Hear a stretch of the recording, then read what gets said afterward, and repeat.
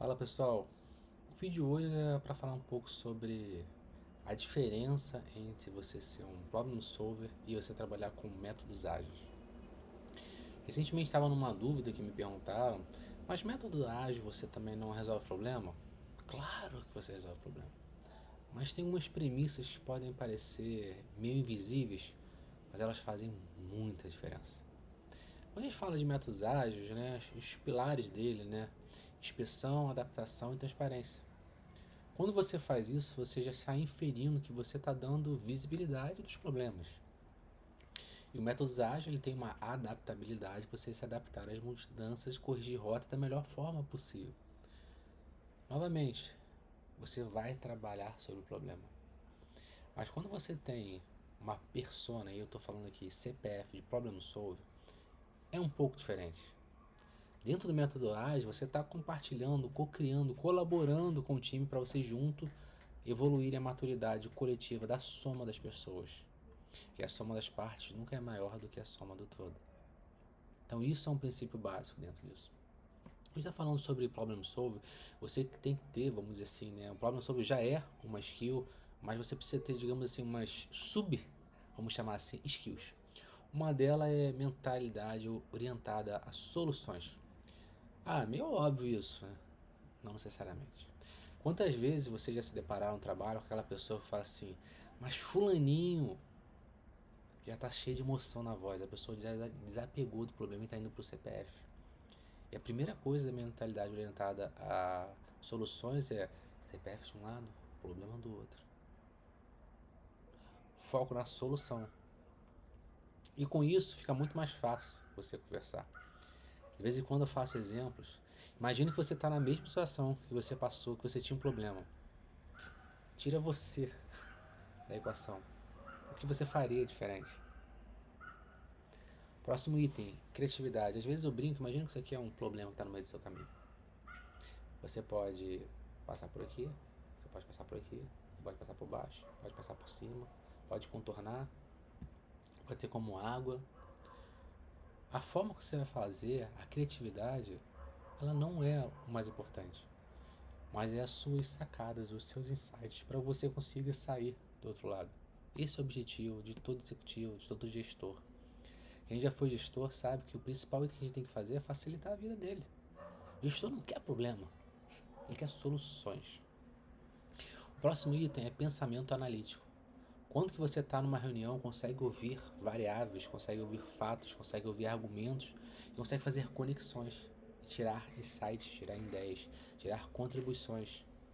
Às vezes você pode ver uma coisa que fala assim, isso aqui não faz sentido. Aí você pergunta, interessante, vocês acham que vale ouvir alguma outra ideia? Algum item a mais? Por exemplo, como? Você já contornou o problema, já deu uma contribuição, já foi por outro caminho. Capacidade de tomar decisões. David Snowden, o criador do framework Neve, ele fala uma frase que eu adoro.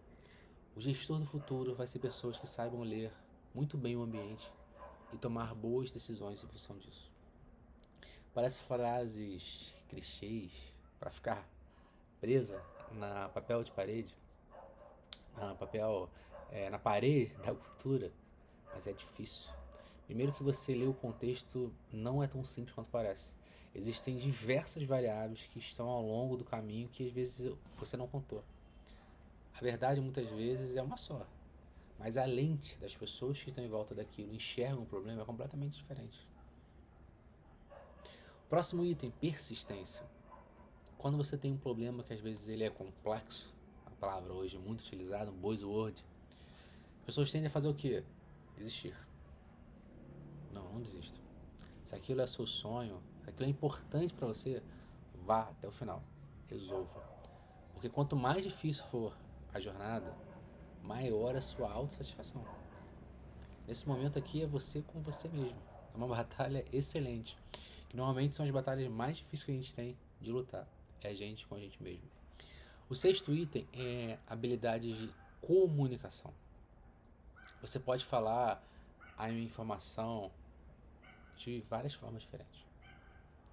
E a mais importante é não mate o mensageiro, que muitas vezes é você que está falando sobre isso. Eu vou gravar um próximo vídeo sobre um exemplo, mas dentro de uma das casas que eu participei, quando eu saí, um feedback, um executivo me falou assim: a sua habilidade em pessoas te ajudou muito a resolver os problemas que a gente tinha aqui na companhia. Aí eu falei assim: nossa, que legal. Que peso que teve isso. E na verdade não era habilidade de pessoas, era habilidade de comunicação.